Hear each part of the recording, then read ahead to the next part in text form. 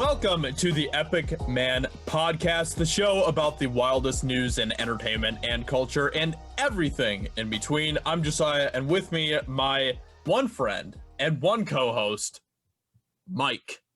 Because Ben is not here today. Frickin' Ben. The one and only Mike himself. How's it going, Mike? How you doing today? It's just me. It's just you. It's just you weird. And me, man. It's just there's a constant in the universe. Yeah. It's me and you.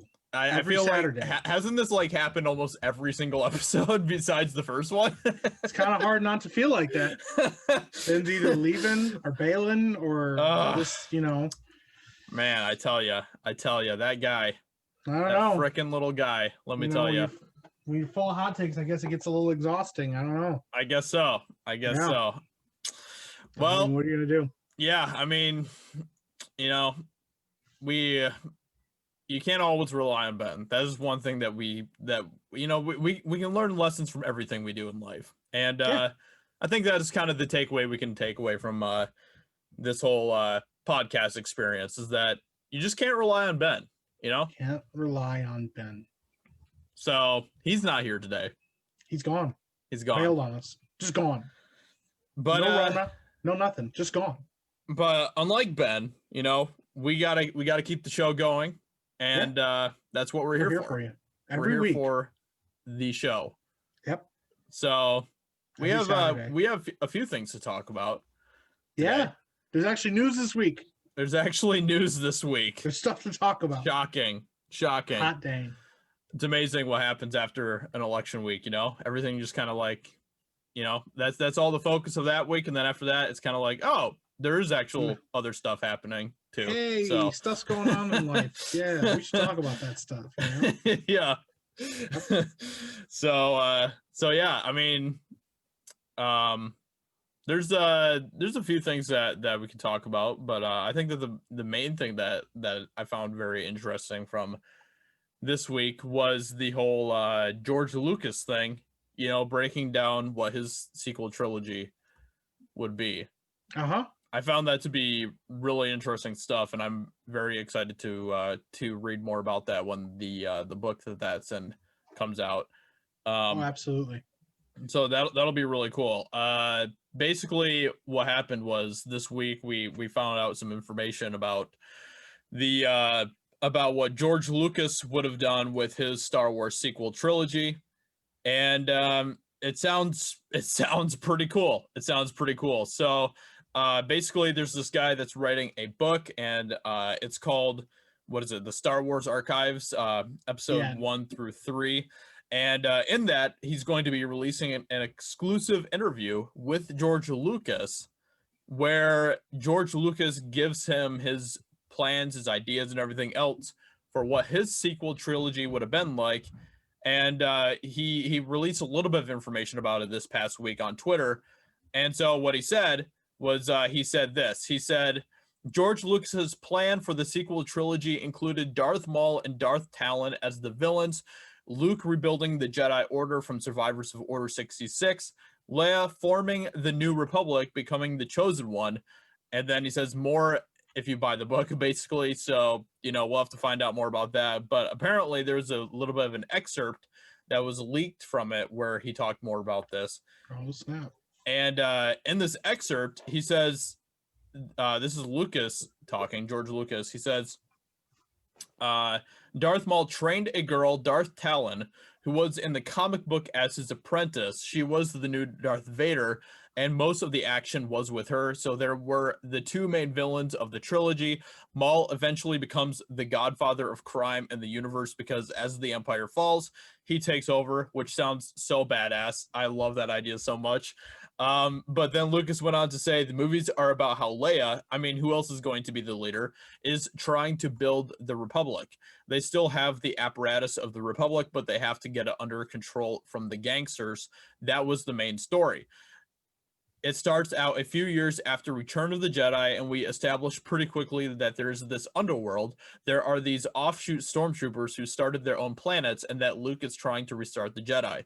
He puts the word out, so out of 100,000 Jedi, maybe 50 or 100 are left. The Jedi have to grow again from scratch, so Luke has to find two, and 3-year-olds and train them. It'll be 20 years before you have a new generation of Jedi. By the end of the trilogy, Luke would have rebuilt much of the Jedi, and we would have the renewal of the New Republic, with Leia, Senator Organa becoming the Supreme Chancellor in charge of everything. So she ended up being the chosen one. Huh. That all sounds pretty freaking awesome. Not gonna lie.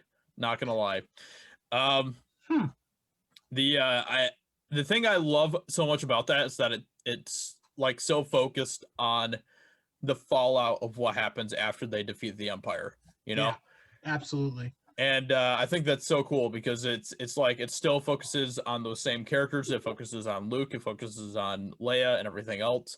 And it's about them trying to basically rebuild the galaxy after the Empire and stuff, which is awesome. I think that's so awesome. And the fact that they have Darth Maul coming back, and it sounds like that it would have been, to me, it sounds almost like that the Lucas's sequel trilogy sequel trilogy would have been more, I guess, personal in some ways. Like it would have been more of a smaller story, I guess, than the original trilogy or even the prequel trilogy, where, you know, maybe it wasn't like so much about like giant battles and wars and stuff. It was more about like, you know, Darth Maul doing his thing, being some sort of like Godfather person, you know, I'll make you an offer you can't refuse and all that type of stuff.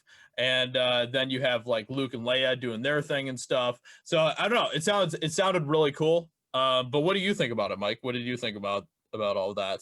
So what I think is interesting is that in all of the expanded universe stuff, like in Clone Wars, and then even in like Rebels and stuff, Darth Maul is like a huge part of it. Right. And like, it almost feels like Dave Filoni might have known a little bit about this, because like even at I don't know if you saw Solo or not, but like even in Solo, you see the cameo from Darth Maul. Yeah. He's like running things like this criminal organization. It's almost like all the people knew what was going on. Yeah. But then we get this new trilogy, and like none of it has to do with any of that. Like Maul never shows up in it. Like, I mean, and spoiler alert for anybody that hasn't seen Rebels, but it's been out for a long time now. Like Maul dies in Rebels. So that kind of sucks. But like, I don't know. It's just weird to me that like there was all this setup and stuff that could have been paid off, and I don't think that it would have been outside of the realm for Lucas to have presented these ideas to Disney. I'm pretty sure he did, because I think I remember like them talking about how they did ask George Lucas, okay, what are your ideas? What were your ideas for a sequel trilogy? And then he pretty much told them, and then they're like, oh, okay, that's cool. Let's just, you know, toss that out. And thanks for that.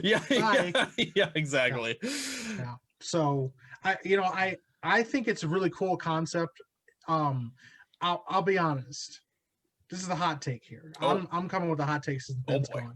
Yeah. Right. Like I like the prequels. I think the prequels are cool, but like the prequels, like with minus Revenge of the Sith, like not the greatest movies. I agree. Yeah. Yep. Phantom Menace has some really cool things, but like a lot of politics. And as a kid, I was like, why are they still talking about this? I don't understand.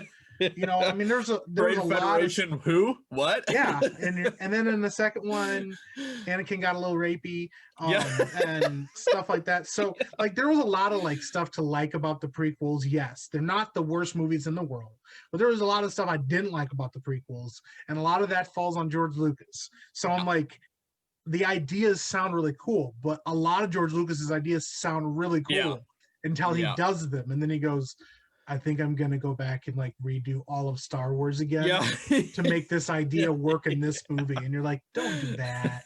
So like, I like the idea, but also the other part of it that I think the only thing that really bothers me is why wait till now to say something?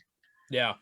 Like, unless Disney was like, hey man, sign this contract that says you can't talk about anything Star Wars until we're done with our thing or whatever. Like, why wait till now? Like, why not be a vocal, like, I wouldn't be surprised if they had him under some sort of contract like that, just because, you know, they didn't want him to, you know, I guess derail their ideas or their trilogy or anything in any way. Yeah. I mean, fans were already pissed off enough at Disney, so they couldn't really, you know, if George Lucas came out with these ideas, was like, oh, you know, like right before like Rise of Skywalker came out or something, and he was like, you know, oh, you know, this is what I would have done with a sequel trilogy. Like, oh my goodness, like there would have been even more backlash and outrage, I think. That's So. fair. That makes sense. Yeah, I wouldn't be surprised if Disney, you know, Disney's they're pretty sneaky people. They're pretty good at you know, locking people down and stuff from saying stuff and everything like that. So I wouldn't be surprised if they had him under some sort of contract for that. But yeah, like and I agree with you. I think that George Lucas definitely isn't necessarily like the best writer or anything. No, you know, he's not the worst. I mean, there's a lot of guys out there much worse than he is. Yeah, I mean, you know, even with the original trilogy, I don't think that I know I'm gonna get a lot of backlash for this, but I don't think that the original trilogy was like amazing writing or anything. You know, I think it was okay writing, but I don't think it was just like incredible writing or anything like that. I know. That doesn't mean that the movies were bad or anything, because I think that as far as like a cultural phenomenon, I think they definitely served in that purpose. But I think it was more so just the overall world building of, hey, you know, there's spaceships and lightsabers, and you know, in the 80s that was like super duper cool. So I don't know, that's just my opinion. But yeah, I think that if he was going to do the sequel trilogy, he absolutely would have needed to bring on some other writers and stuff to help him as well. It just doesn't make any sense to me, man. Like if he brought these ideas to Disney and stuff, and he was like, you know, I don't know, this sounds pretty cool, and they were like, yeah, but you know, we could do like you know, emo Darth Vader wannabe over here and stuff, and you know, Darth Talon. Who needs Darth Talon, right? Who needs Darth Talon? Who needs a strong female character that's written well when we have Rey? Yeah, when we can do a, you know, just your average British white girl, you know. Why? I agree. That also is to say, like, as a little aside, I really like Daisy Ridley as an actress. And I was like, listen, I get it, but there was nothing for her there in that role. No. Like, at all. No. And like anybody else in the driver's seat of like Kylo Ren would have absolutely failed horribly. Adam Driver's an amazing actor. Oscar Isaac's an amazing actor. John Boyega is actually a pretty good actor. Like, oh yeah, dude, he really. And it's almost a testament to how bad the writing was that they couldn't do anything with those roles. Because I do agree, George Lucas is not the strongest writer out there. But like there are some moments in the original like trilogy that are like absolutely incredible and absolutely amazing, but they're elevated by the actors that took the roles. And so even like some of George Lucas's like bad writing, like some of the moments are made great because of that. Like even in the like Phantom Menace, like one of the most popular characters in Phantom Menace, Qui-Gon Jinn. And it's because like Liam Neeson owned the role so well with the little bit of time that he had to do it. It's you true. know, so like there are always like moments in Star Wars that are great, even if like the whole of it isn't perfect. But, like definitely. It's a testament to like how not good the sequel trilogies were, that like they've gotten as much crap as they have over the years. And it been not unlike, oh, the effects are dated, or oh, some of it's boring. It's like, no, the characters kind of suck. And I'm like, that's bad, because the one thing that you never really struggled with in Star Wars, with the exception of Jar Jar Binks, is that the characters suck. Like, you know, and there are a lot of people that like Jar Jar Binks. So like, even that's a thing, you know, but like, So I don't know. I do think it's odd. Like George is like, hey, I'm going to talk all about the Star Wars thing in this book, but like, you know, like where were I don't know. I feel like George Lucas sometimes does this thing where like later on he gets sour apples about stuff, and he'll just be like, hey, well, if it was up to me, I would have done this. And I'm like, but like you also put aliens in Indiana Jones 3. That was George Lucas. Yeah. That was all George Lucas. Steven Spielberg was like, I don't want to do aliens, man. And George Lucas is like, okay, fine. What if we do interdimensional beings? And he's like, okay, what do they look like? He's like aliens. It's all about aliens, Steven. I made Star Wars. Don't you know who I am? Yeah. Oh man, I remember watching that movie and just like wanting to die. Yeah. It's bad. Like, why did you do this, George? Why would you do this? And they're like, listen, Indiana Jones has to have aliens in it, apparently. I was kind of with the movie for a little bit there too, because like I was like, okay, you know, there's some cool stuff that they're doing with this. You know, I still remember very vividly the whole like ant part of the movie where like they were in the jungle and stuff, and the ants like drag people down to the holes and stuff. I was like, oh, that's awesome. Yeah. And then they were like, oh yeah, by the way, aliens. aliens. Yeah, exactly. You're like, but why though? Why? George is like, listen. But see, if somebody else would have done, like, watch what'll happen. Like, they'll do a new Indiana Jones movie, and then George Lucas will write a book being like, listen, if it was up to me, I would have done this. Yeah, and then exactly. Yeah. So, I think we'll see. I don't know if George Lucas has like anything in his rights or power to do this or not, but I think it'd be really cool if George Lucas worked with like some actual good writers and made like wrote out what his sequel trilogy would have been like in like a book format or something. Like I think that would be so cool. I would actually read that. I would actually read that. Absolutely. And then I would just be like, oh, okay, this is what actually happens, not what Disney gave us. That was all a dream, a weird dream that somebody had one time. Yeah. I mean, that's the sad thing about it too, is that they can't like go back again to you know try to redo it or anything. Like it's too late for that. It's just way too late for that. Yeah, it wouldn't make any sense. Yeah, I have heard rumblings that they were thinking about like rebooting the entire thing, like literally just rebooting the entire thing. Dude, that would be a horrible idea. Absolutely horrible absolutely idea. Terrible. Like it's too late. That cat's out of the bag. Well, now they're doing the High Republic, which, as an aside, I just read some stuff about the High Republic actually earlier today. Because like now that's what they're doing with comics and stuff. They're trying to like get that off the ground. But like one of the writers was talking about how like exciting it was because like one of the new characters in there is like this like Jedi who like doubts herself and doesn't really like know. And he's like, we're always like watching the chosen ones, and we're always seeing like people in Star Wars that are so confident and stuff. And they're like she's like the opposite of Anakin. And I'm like, Anakin wasn't sure about anything. Yeah. Like the dude turned to the dark side and murdered half the Jedi. That's not chosen one. The whole point is like that arrogance and stuff like that makes you like a bad person, and the arrogance of the Jedi like screwed them all over. I don't know. It's just funny to me, like, because I feel like we're starting to see shades of that in like no matter what in Star Wars, because they're like, people really need this in 2020. I'm like, the whole point of Star Wars is like escapism, not wow, look how relevant this is to like what people are going through right now. Exactly.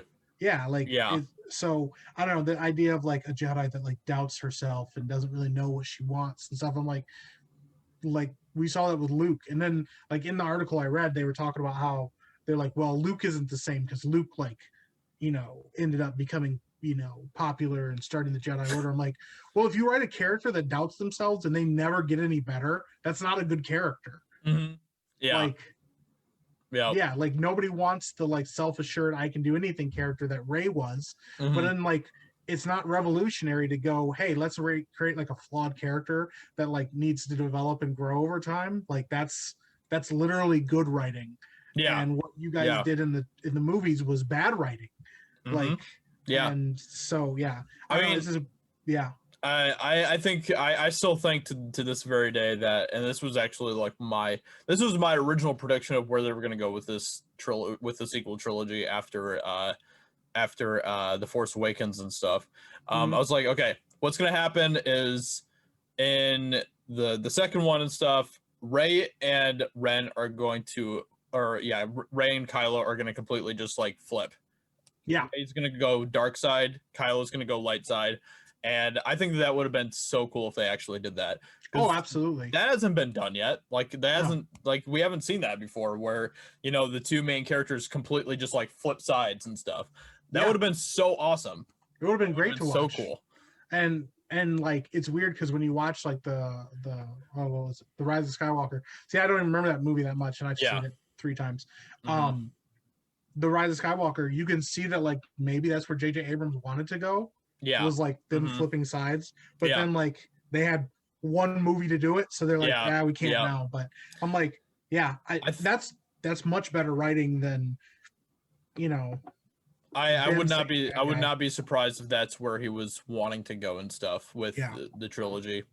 But also, J.J. Abrams has a mystery box and he doesn't even know what's in it. Yeah, it's true. It's true. Yeah. You have a box and you don't know what's in it. Yeah. And when people want to know what's in it, you leave the franchise and let somebody else figure out what's in it, and then come back to it later and be like, "That's not what I would have put in that box." Yeah, exactly. If it was up to me, I would have never done that. Yeah. And you're like, then why'd you leave? Was it his decision to not do the entire trilogy? Yeah, he left. He just was like, "Nah, I gotta go. Man, like, I don't want." Yeah, he had it. They wanted him to do all 3.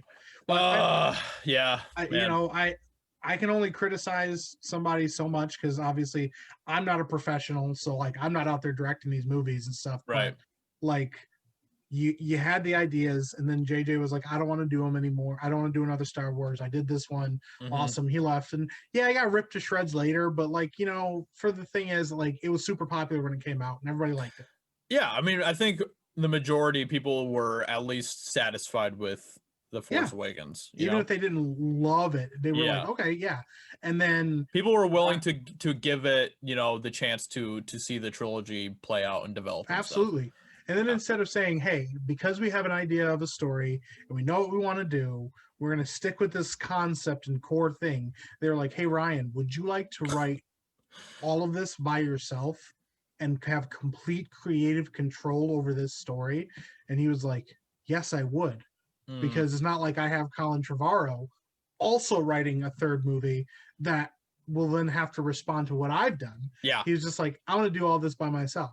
What I've heard from rumors anyways, and I know this has all been talked about before, but listen, it's all good to talk about again, like, was that there was a script like outline that J.J. Abrams had for like things. And he was like, hey, we're going to do things as how it's supposed to be. And then everybody got on set expecting one thing, and Ryan Johnson's like, no, we're not doing any of that. I'm doing all of my thing. I want to do it like this. And everybody was like, cool, that sucks. And he's like, well, it's too bad, I'm already doing it. So yeah, exactly. Yeah, I've heard that a lot too. So yeah. I mean, I would not, knowing the kind of person Ryan Johnson is, I wouldn't be surprised if that's how it went down and stuff. Yeah. And look, I'm not even like a big fan of J.J. Abrams necessarily. I don't think he's like any sort of amazing director or anything, but it still would have been way better if we had gotten him to direct the entire trilogy, I think, than what we got. I think that this entire trilogy would have played out at least way better than it did. It might not have been still like, incredible work or anything, but I think overall, I think people would have been way happier with whatever he came up with than the type of stuff that Ryan Johnson came up with and stuff. Because that's the thing, is that J.J. Abrams in The Rise of Skywalker, he had to like try to fix all of the stuff that Ryan Johnson did, while at the same time trying to also make a conclusive movie to the entire Skywalker saga and everything else. And it just, it was a mess. It was a complete mess. It was a huge mess, like just a massive turd mess of a movie that tried to float. And I pretty much was just kind of like throughout the entire movie. I was like, and then you get to the end and you're like, that's how you ended it?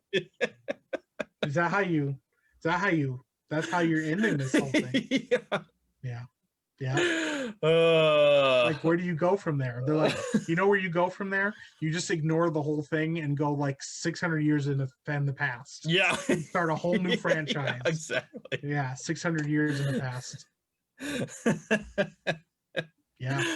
Oh man. So I don't know. Like, I think that what George Lucas has here for these ideas is really cool. And I don't know. It would have been cool to see, but sure would have been nice, George. Yeah. Should have just not sold Star Wars and done it yourself.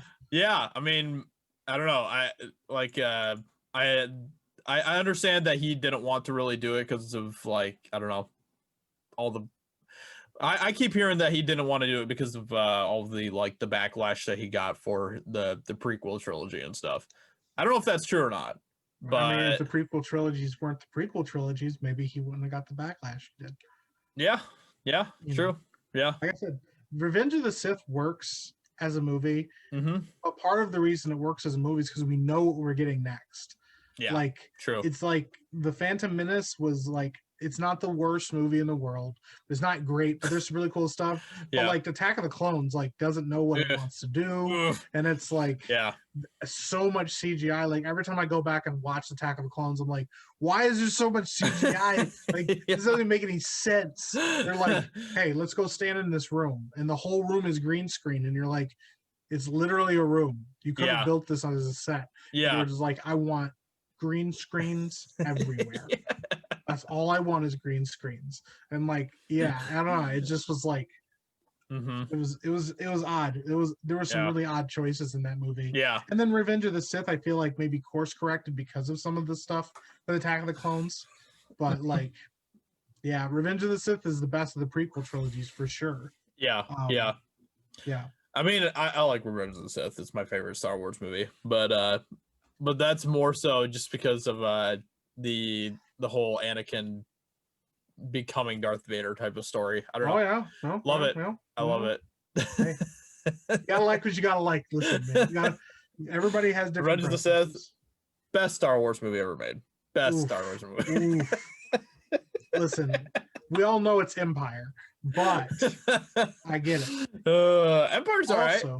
Also, to be honest, if it wasn't for Ewoks and my seething, like soul-splitting hatred of Ewoks, Return of the Jedi would be my favorite movie. Because I remember as a kid, Return of the Jedi is my favorite movie until the Ewoks show up. Yeah. Like, and also, like, I've talked about this with other people before too. Like the scene, if you're listening and you want to see some like amazing cinematic like beauty, and I got to give it to George Lucas for this. The scene where Luke and Vader are fighting, their like final duel, like has some of the best musical like storytelling, cinematography like ever in any movie. Like the scene where they're dueling and like throwing down, and you watch like Vader like throw the dark side at Luke, and Luke like picks it up and just starts going with it. Like that battle between father and son, that is like beautiful, almost perfect cinema. Yeah, I agree. Yeah, Ewoks. Yeah, and their ass, and they're the worst. Yeah, wasn't he gonna make them Wookiees at first and stuff? Yeah, or something else, and he was like, "Well, we've already done Wookiees before." I'm like, "No, you had a Wookiee." Yeah, come on, that would have been so cool. Everybody, it would have been a lot easier and not a lot less weird to see like 7 foot tall giant bear creatures beating the Empire, and not would have been way more badass for sure. Like it just makes the Empire look like a complete like joke, a complete clown show, because they're getting beaten by teddy bears. It's hilarious. They're teddy bears like, with sticks. With sticks. And they're like, "Hey, stormtrooper, stick." And the stormtrooper's like, "You literally have a weapon that can disintegrate planets." What are you talking about? That they can't beat these teddy bears? What? Yeah. Yeah, I remember just even being a kid and just being completely pulled out of the movie with that. I was like, even as a kid, I was like, "This is stupid. Yeah, this is dumb." And like Darth Sidious is supposed to be this like super amazing, like all-knowing Sith Lord, and he was like, "I don't foresee teddy bears overthrowing my empire. That's for sure. I certainly didn't see that coming." Well, you're like, you didn't see the teddy bears like usurping your supremely advanced technology? Yeah. No, I never saw that coming. Yep, I never saw that coming. Well, I guess I'm not that strong of a Sith Lord if I got beat by teddy bears. Now, if you get beat by Wookiees, you go, "You know what? Like, Darth Sidious has been like, listen, I'm not trying to get my arms ripped off. They're Wookiees. You leave them alone and let them do their thing." Yeah. No, teddy bears, man. Teddy bears. Yeah. According to Star Wars physiology, Ewoks are incredibly strong for their size. Yeah. They're just pure muscle. Mm-hmm. But also, no, they're teddy bears. Yeah. George. Yeah, exactly. They're teddy bears, George. At least, I mean, literally, you could have done anything. You could have done anything. Lizard people. Yeah. You could have just done a bunch of like people, like, listen, just lean into your racism, George, and just have a bunch of people that you obviously are Native American stereotypes. You could have done it. Yeah. People would have been like, dude, that's really weird. You probably shouldn't, but it'd be better. It still would have been better than teddy bears. Yeah. Listen, and don't at me like that was some kind of racist thing. Jar Jar Binks is absolutely a Jamaican dude. Oh yeah. The Gungans are absolutely Jamaicans. And you're like, dude, this is why is he doing this? And he's like, I'm gonna double down on this. I swear George Lucas has always wanted to do something like that. He's just waiting for the perfect opportunity. He's like, I've been waiting to just completely just trash the Jamaicans this entire time. Those freaking Jamaicans, man. George, racially motivated. I just hate Jamaicans. What's your problem with Jamaicans, man? Yeah, he's like, shut up, man. I think their culture is amazing. Yeah, but teddy bears. Since I was a child, I've hated Jamaicans. Oh man, yeah. I can't wait to put them in a movie and make them a bunch of buffoons living in water. This has been my plan the entire time. That's George Lucas's whole goal right now is to trash Jamaicans. Yeah. And once he did it, he sold the franchise. He was like, he's like, we're done. We did it. We knocked those Jamaicans down a peg. Time to sell this franchise off. You did it, George. Gosh. You did it. Yep, you did it. Congratulations, George. You trashed the Jamaicans. Yeah. Really showed them there. Good job. Oh my gosh. Poor people. Oh man. Well, that's Star Wars for you. That's freaking Star Wars. Speaking of galaxies far, far away and space stuff and all of that. It sounds like we got some news that Chris Pratt is going to be in Thor: Love and Thunder, right? What? I mean, that's what you said. I haven't looked up anything about that. No, what? You can't just throw it at me like that. I was trying to back you on this. I haven't looked up anything about this. Okay, yes. It's been a crappy week for me, man. That's true. It has been a crappy week for a lot of people. This is very true. and everybody send Josiah some love. Just send him your prayers and thoughts. He's riding the struggle bus and Ben abandoned us at our time of need. So let's all remember that. Ben abandons you in your time of need. I'm looking it up right now.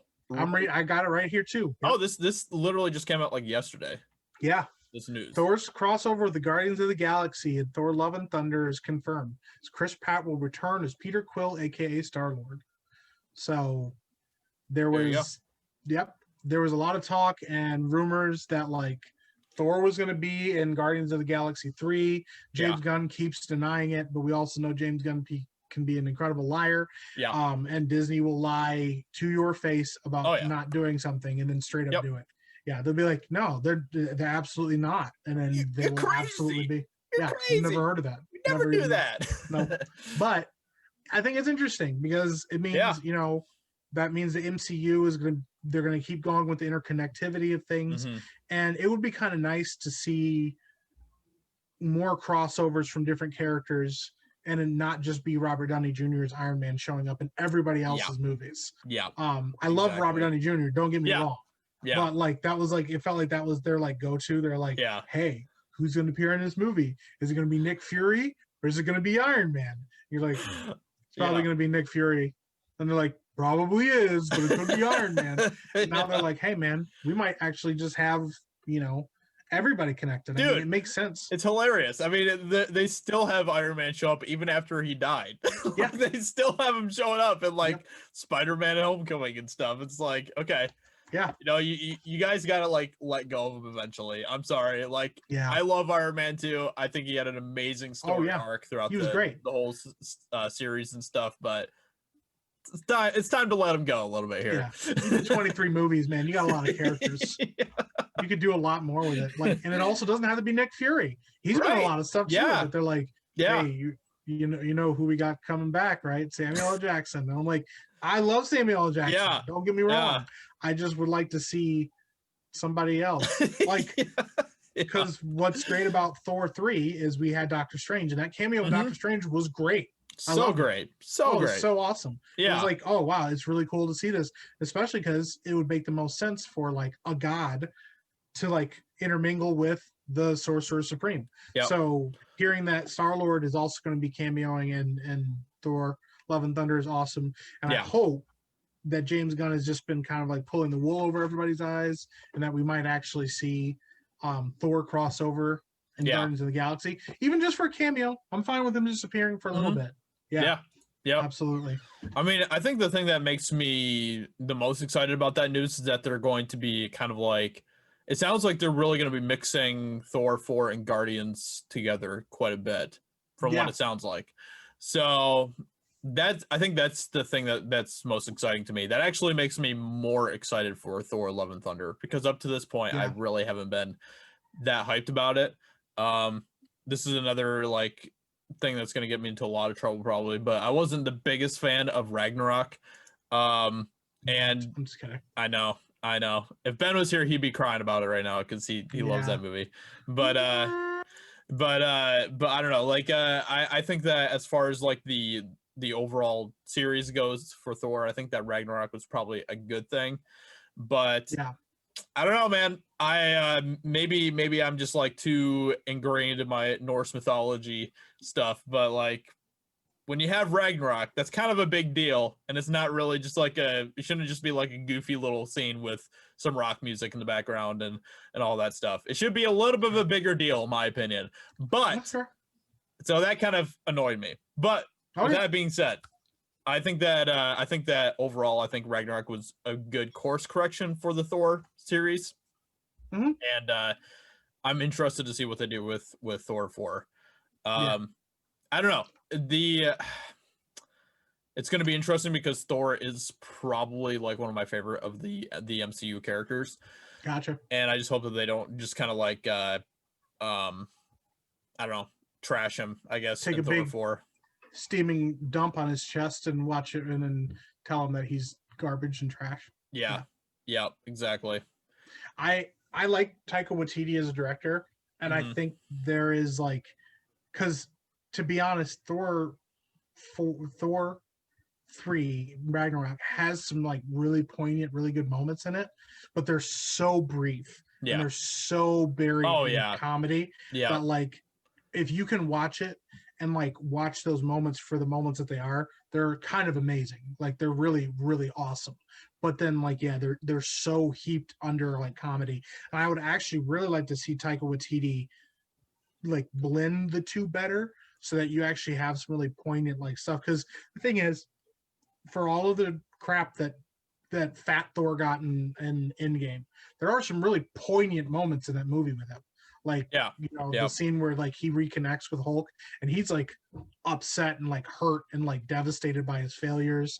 And then like even the moment with his mom, it's a little goofy at times, but like the fact is like the dude like was so broken inside he didn't even believe he was worthy anymore of wielding Mjolnir, which is like huge. But like all of those things, I would like to see Thor 4 actually have some more of those moments. But I can see why people like Ragnarok. I don't see why people don't like Ragnarok, because like it wields comedy like Thor wields Mjolnir, and it whacks you like all over the place with comedy. Like it's so crazy. And it did it. Like there was some moments of like really cool like Norse mythology that you never get to see play out like you wanted to, like Fenrir. Like he's like basically a glorified cameo. And it would have been kind of cool to see more of that. Or which I understand. I mean, like I shouldn't be like comparing the two that much anyway, because Thor already isn't really that close to like the actual Norse mythology or anything. So I shouldn't be like getting like, I shouldn't be taking it too seriously probably. But that's actually a good point that I do remember about when I was watching that movie, was there were so many like serious, great, deep moments in that movie that were pretty much just like they were over like that just because like I don't know, like they had to make it into like a joke or something and just turn it into a comedy moment, Like even with like Odin dying and stuff and all that, like I don't know, I think they should have played out some of those moments more than they did. Yeah, I think if he gives it like half a beat longer of Yeah. time, there's like a poignancy to it, and it actually like the stark contrast between that and then the comedy actually like lends itself better. Yeah. But like, yeah, we didn't get enough of a time because like there's even a scene in that in Thor Ragnarok when Hulk changes back to Banner, like where there's like this, it's almost like terrifying. Like Hulk is like terrified to like go back under. Yeah. Like, he's like, I've been out for like 2 years. I have my own life now. I don't want to give this up. And like, that means he's like stayed in such a rage filled state for 2 years that he can't let go. And so like when he becomes Banner again, like it's actually kind of like this tragic, sad transformation back into the thing. But we've always been like kind of shown that like from Bruce's side, he hates the Hulk and hates turning into the Hulk, but to get to see the Hulk with personality and then him have to like revert back to like puny, weak Banner again. Yeah. Like I like that's really poignant moment. Yeah. But then they immediately like have to undercut it with like comedy, and it almost is too much. Like there just needs to be like a little bit more timing. I think Taika Waititi is actually a much better director than he's been given credit so far. I think he's like criminally underrated as a director. Yeah, I mean, what was his recent movie that came out? Jojo Rabbit, which I actually haven't seen. Such a great movie. Oh, you haven't seen it yet? Oh, dude, I have not seen Jojo Rabbit yet. I really want to, but yeah, I've heard nothing but good things about it. Yeah, I think he's a really good director. I think he's got a really good pulse on story. I just think, Thor Ragnarok was such a departure, but I didn't hate it. I certainly didn't hate it, and it was a nice direction to see. So it'll be interesting to see how this comes out, but.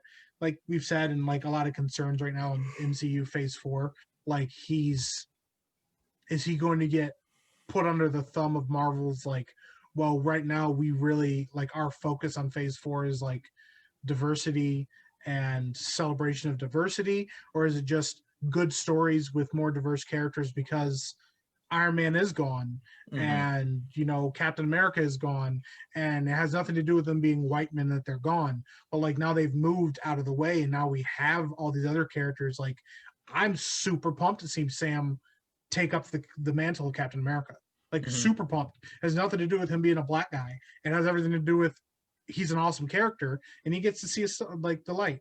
But if we know, like, I would love to see how they handle Jane Foster becoming Thor, and are they gonna like take a dump on Chris Hemsworth's work to make her Thor, or are they going to do a well-balanced like story that shows why she becomes Thor and why Thor gives it up? And so, because that's been kind of a journey for Thor, is like him giving up some of his old stuff and his old ways and finding his own path. Maybe he walks away from Thor because he realizes he has something better for him.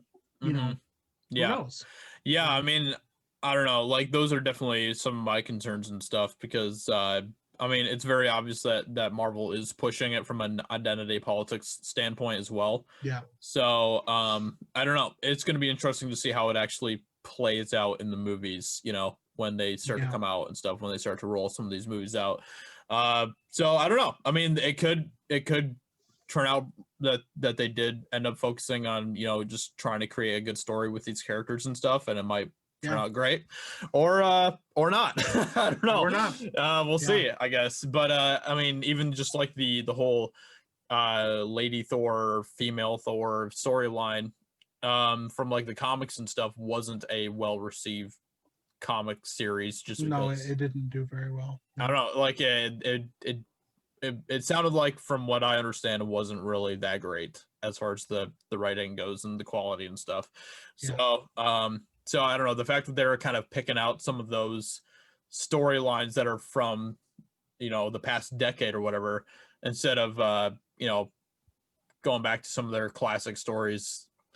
I don't know. It might not, I don't know, because they're kind of focusing on some stories that aren't really that great in the comics and stuff. So I don't know. We'll see what happens, but we'll definitely see. That's for sure. Yeah. But yeah, I mean, I want to be excited about Marvel and the direction that they're going in and everything, because obviously they're going to be going in some pretty new directions now that the Infinity War saga is over and stuff. So, but it's, I don't know, we really haven't gotten anything yet since since Infinite or not Infinite Warfare, since I always get those two mixed up. I think somebody's got a little bit of confusion in the brain. Yeah, but since Endgame, we haven't really gotten anything. There hasn't been any news that like gives us any confidence. Yeah. Nope. But something I am excited about. Yeah. That has to do with a franchise set in space. So much space talk today. So much space talk. Just not about moon milk or space water. Oh, can you imagine moon milk? Oh, no, that's so gross. Good. So freaking good. Gross. I would suck Moon's teats. Let me tell you what. I'd be all over that. I want to apologize for everybody that hear that statement, because I never thought I'd have to hear it in my lifetime either. I'd suck on the Moon's teat. Who wouldn't, man? Who wouldn't? You know, me. I wouldn't. The moon had a teat. I would not suckle upon it. But speaking of Galaxy news, awesome stuff. Yeah, the Mass Effect trilogy is getting remastered. That is so awesome, dude.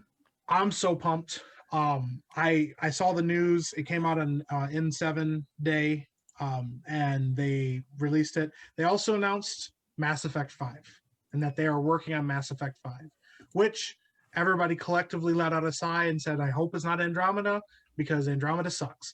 But I'm excited. I would love to see the Mass Effect trilogy remastered for either the current gen consoles or next gen consoles, or both. Is one of my favorite franchises, one of my favorite game franchises that I've played in. I think the storyline was incredible. I've actually bought and sold Mass Effect 3 like 5 or 6 different times over my life. I bought collector's editions and then sold them and then got them again. It's one of the first games I ever got 100% on. Mass Effect 1, 2, and 3. Specifically 2 are one of the first games I ever got 100% on for like gaming achievements. Love the franchise. So I'm super pumped to see that, and super excited to see other people get to play it and experience this awesome storyline. And I'm excited for PlayStation users to get to play Mass Effect 1 for the first time and not have to, fill out a comic book for Mass Effect 2. I totally agree with everything you just said. Everything. I relate so much with all of your experiences there. So much. So yeah. Josiah hasn't played any of the Mass Effect games.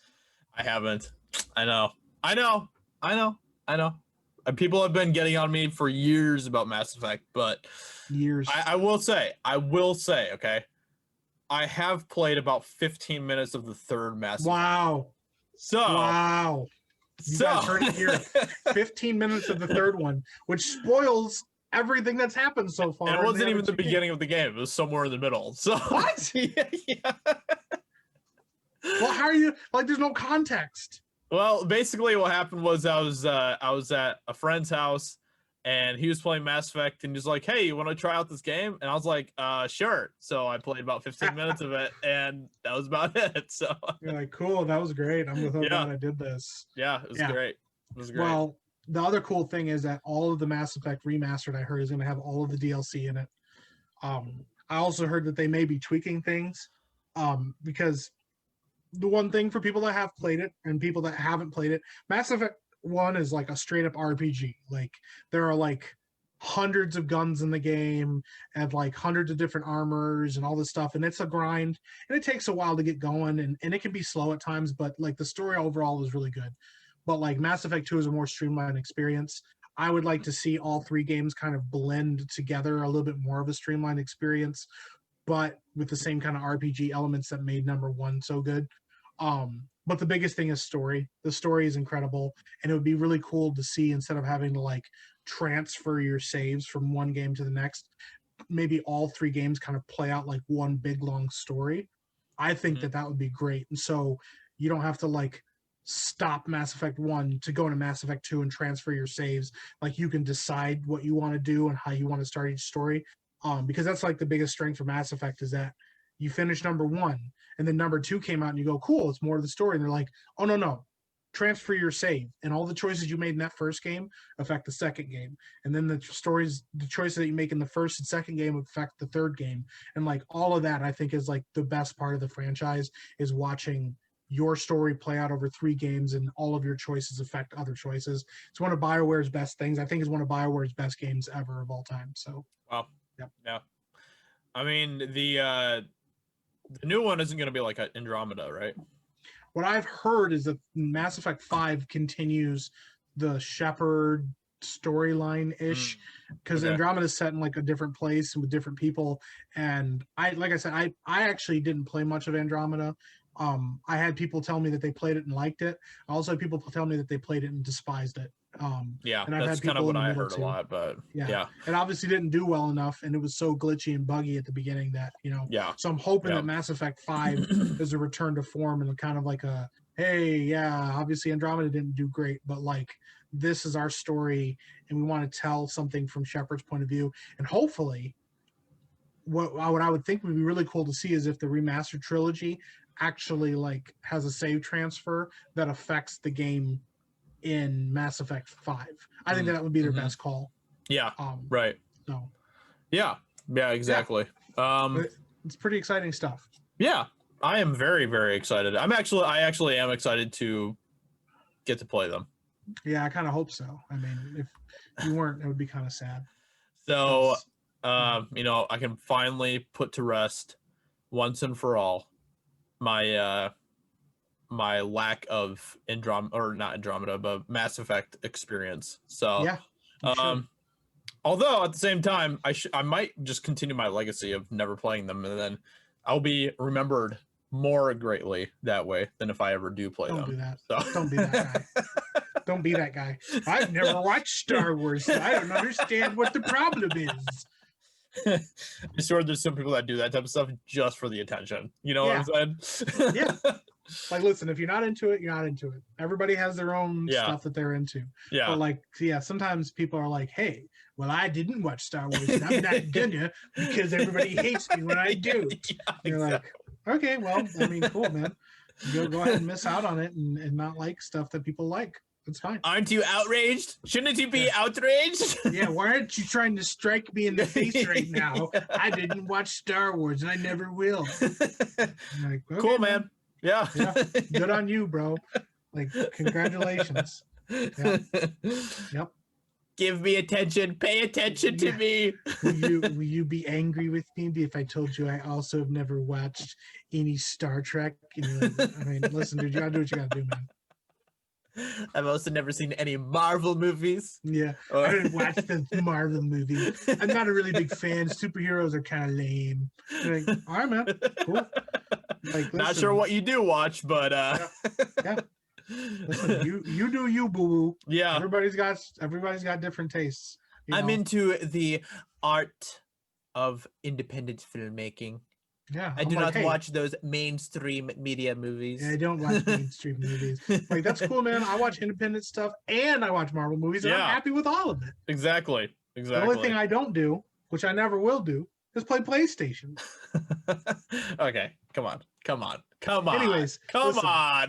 we're getting we're getting off track here. We don't need to go back there to that world of darkness that you guys try to get. By the way, kind of big news. The Xbox and the PlayStation have both dropped. Yeah, and apparently it's a complete mess from what I'm hearing. Listen, when you buy consoles on day one, you should expect day one problems. Just like when you buy a game on day one and then you get the day one DLC and you go, this should have been fixed. Yeah. So I will address this right off the bat. Any of you people here that have heard anything about this Xbox catching on fire and smoking and stuff, it's all fake. Like, literally, Microsoft confirmed that they were all fake, and they're like, no, that doesn't happen. Literally, people are blowing their vape pens into their Xboxes, going, my Xbox caught on fire. No Xbox has ever caught on fire. Just like people that were like, my PlayStation overheated and burned up. Didn't happen. Yeah. But there have been a ton of software issues that I've heard have been happening on both sides.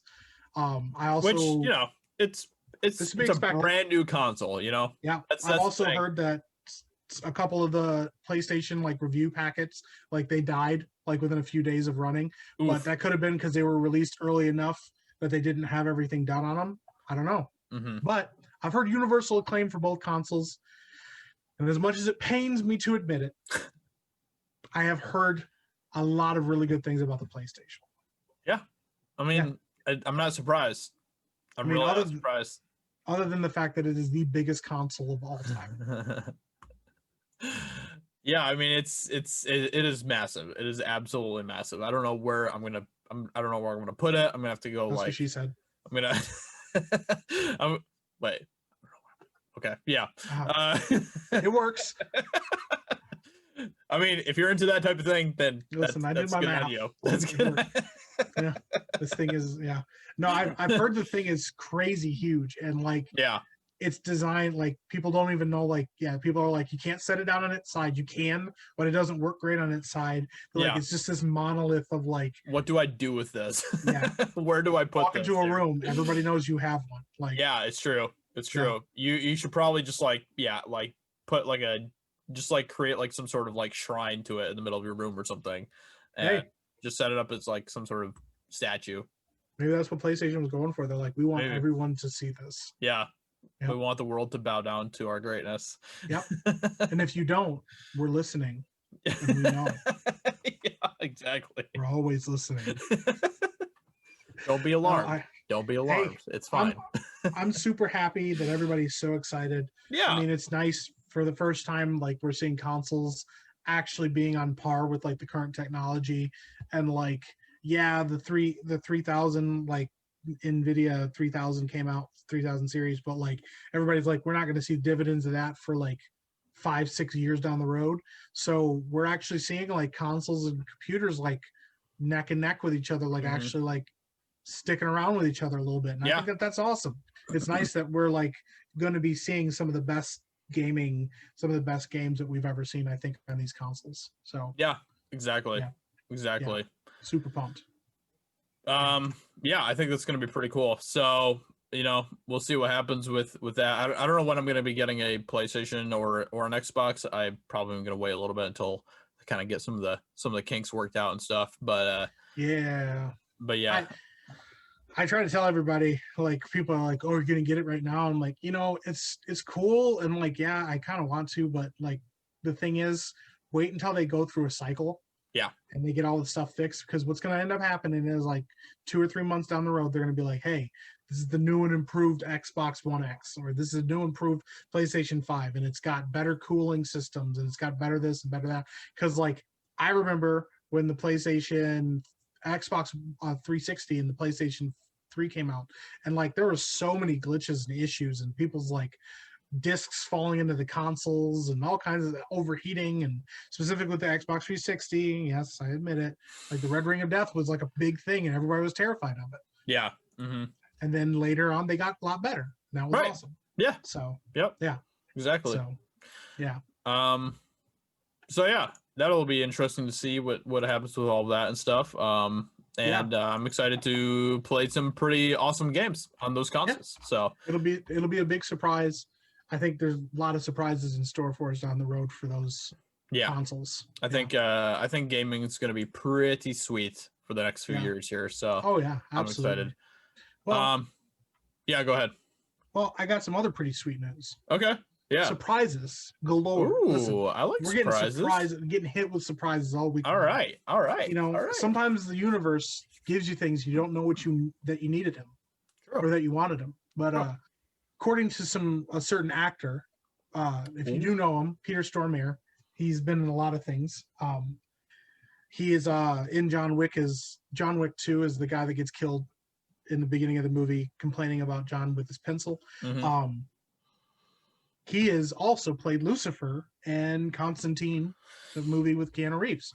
So that's their second movie together. Mm-hmm. And apparently he said that Constantine 2 is in the works. Oh my goodness. My goodness. That is pretty awesome.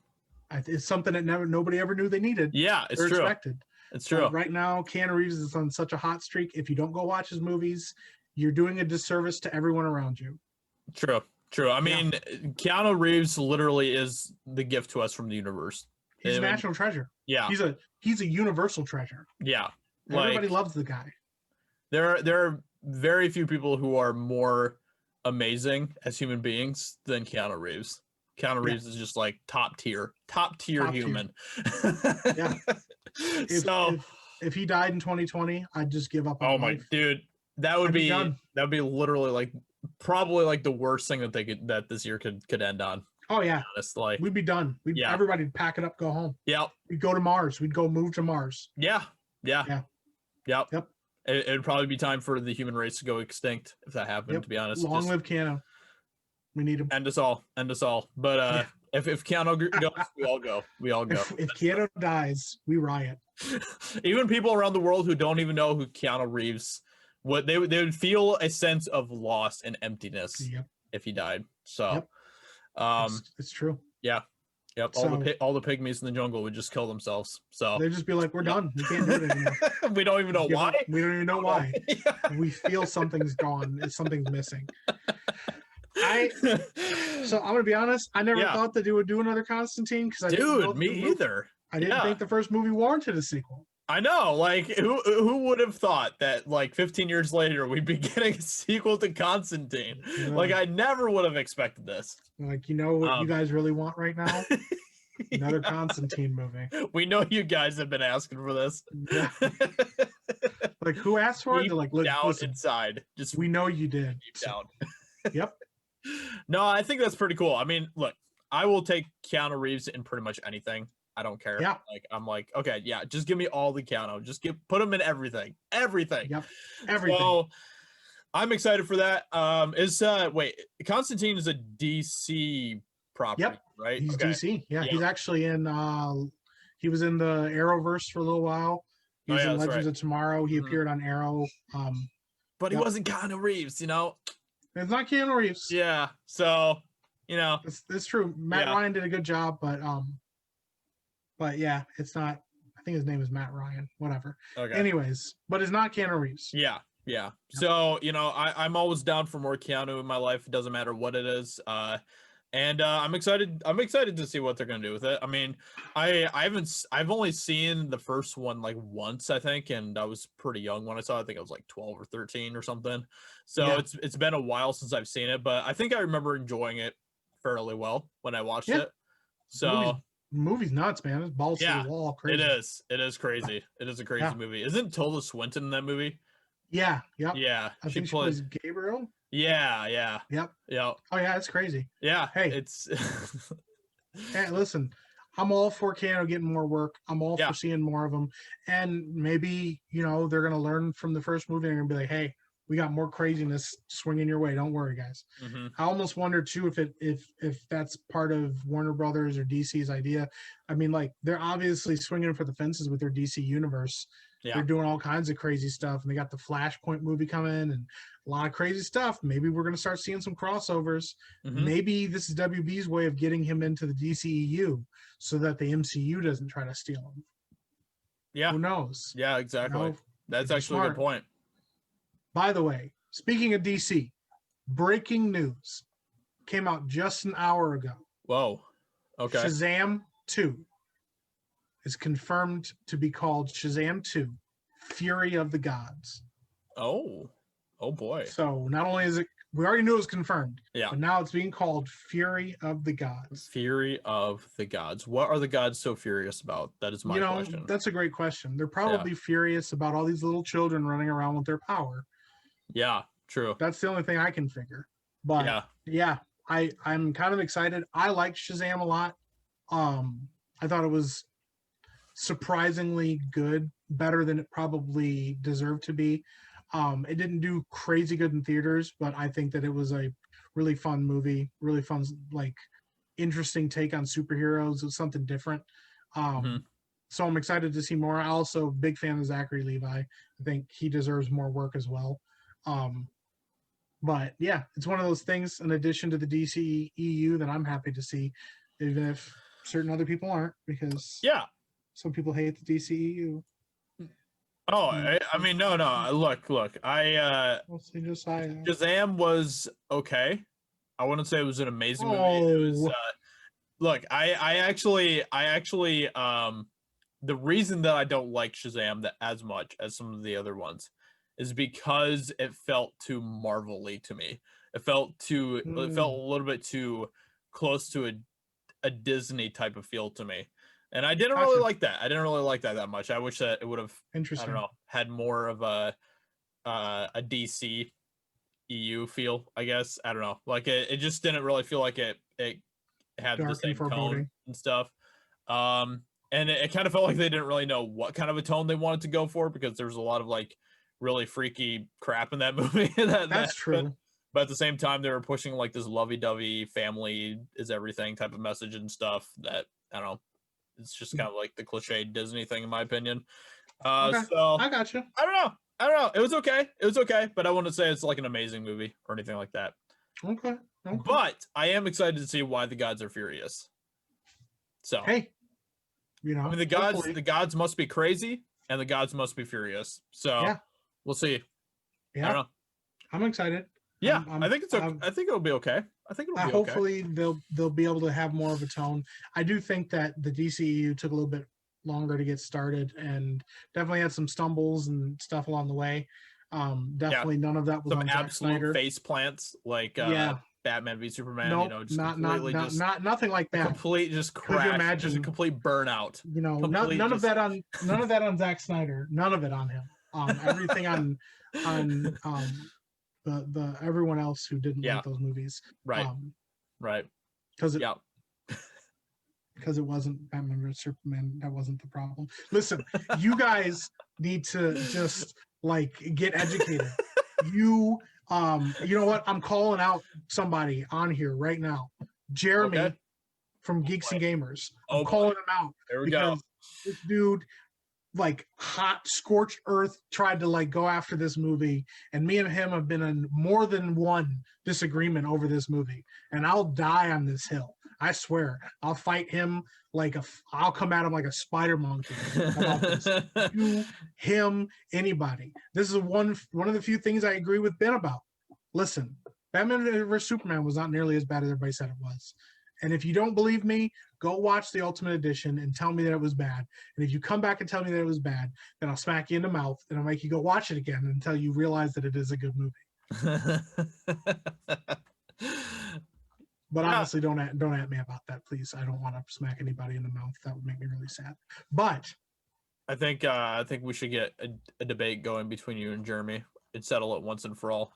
Or maybe you guys should just have a duel to the death with some flintlock pistols or something. I'm okay with this. Yeah. You know what? I will bring a copy of Batman versus Superman, and we'll beat each other to death with the DVD boxes. I'm okay with this. I have the Ultimate Edition, and it has 2 discs in it. It's heavier than his. He'll lose. I think Jeremy has the Ultimate Edition too. Well, I'm glad that he spent the money on that. And then he watched it, and he said it was crap. So, well, listen, he's wrong. Yeah. Everybody's entitled to be wrong. I'll debate anybody at any given time about this movie. I swear. I know you will. I absolutely know you will. Listen, Josiah's heard me go off about this movie a lot, guys. Yep.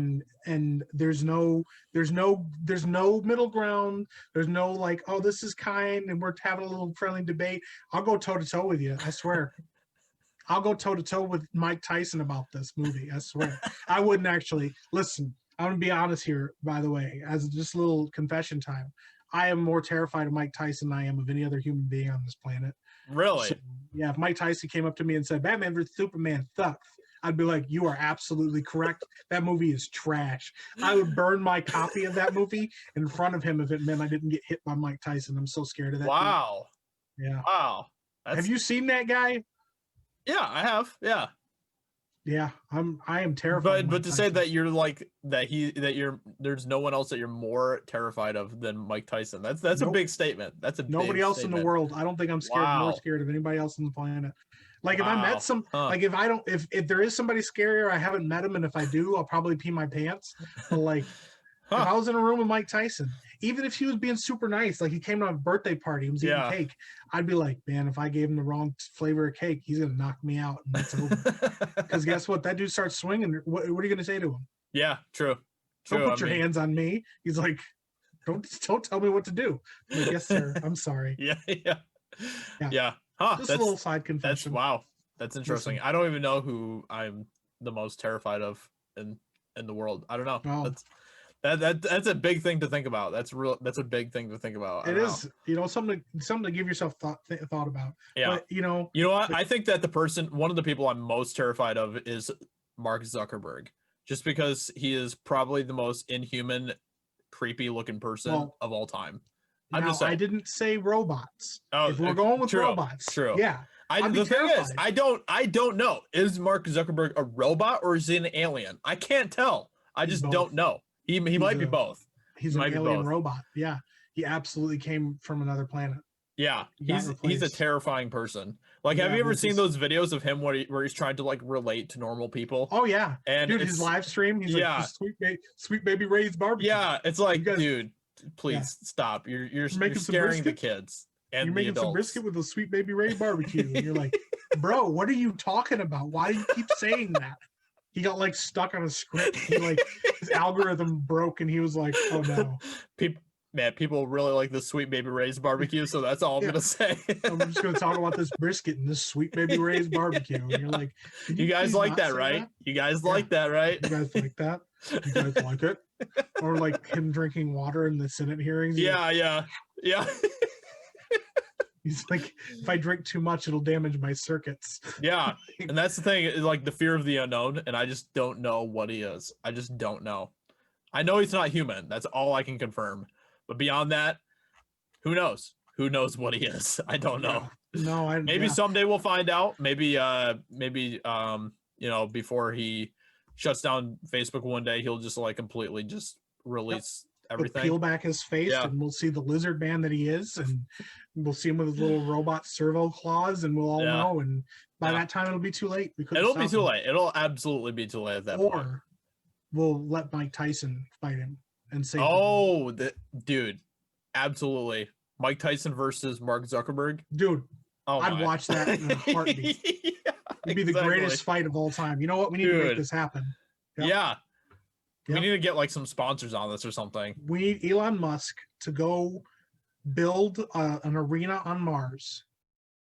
And on his way, he'll grab some moon water so that Mark Zuckerberg and Mike can be nice and hydrated. Mm-hmm. We'll put them on Mars. We'll have a throwdown fight. There's no COVID on Mars, so we don't have to worry about that. True. And everybody will throw down. And Mark Zuckerberg and Mike Tyson, the fight of the world, the fight of the century, fight of a lifetime, fight of all time. That honestly might be the key to bringing humanity back together. That's how we do it. Yeah. And you know who the referee has to be? Who? Keanu Reeves. Dude. Seriously. Can you come up with a more perfect idea You can't make this stuff up, people. No. This is real. This is perfection right here. We're talking about literal perfection. It actually just satisfies my soul just thinking about it. Not gonna lie. Like, it does a lot of stuff to my body that I can't talk about over a podcast. Yeah. So anyway, with all of that being said, we've come to the end of our journey for today. And we will be back next week, whether Ben is here or not. It's a constant. Me and Josiah are here for you guys. Yep. Ben is not. No, don't trust Ben. Nope. Don't ever rely on Ben. Nope. Because when you do that, then you'll be sorely disappointed. Yeah. Just as we Unless have been Ben's today. Child. Apparently that he's always there for his kids or something. Maybe. I don't know. Even that is a little questionable. Oof. Yeah. No. Yeah. So we'll find out if his child is still alive tomorrow or something, I guess. We'll see. That's fair. You guys are the best. Yeah. We appreciate everyone for coming out and watching this or listening to it or whatever you do. Whatever you do with our podcast, we appreciate you. And if you guys could leave a like, a review, whatever else, that would all be very helpful. And we will see you guys next week. And stay safe. Have a great week. And, start looking for those sponsors for this Mike Tyson versus Mark Zuckerberg fight. Yep. Start hitting them up. Listen, hashtag Zuckerberg Tyson. Yeah. Got to be a thing. Got to get a hold of Elon. Got to get Keanu on board. Guys, it's going to be a thing. It won't be the fight of the year. It won't be the fight of the decade. It won't be even the fight of the century. It'll be the fight of all history. So the greatest fight ever. Of all time. with that being said, thank you so much for coming out, everyone, and we will talk to you later. Bye.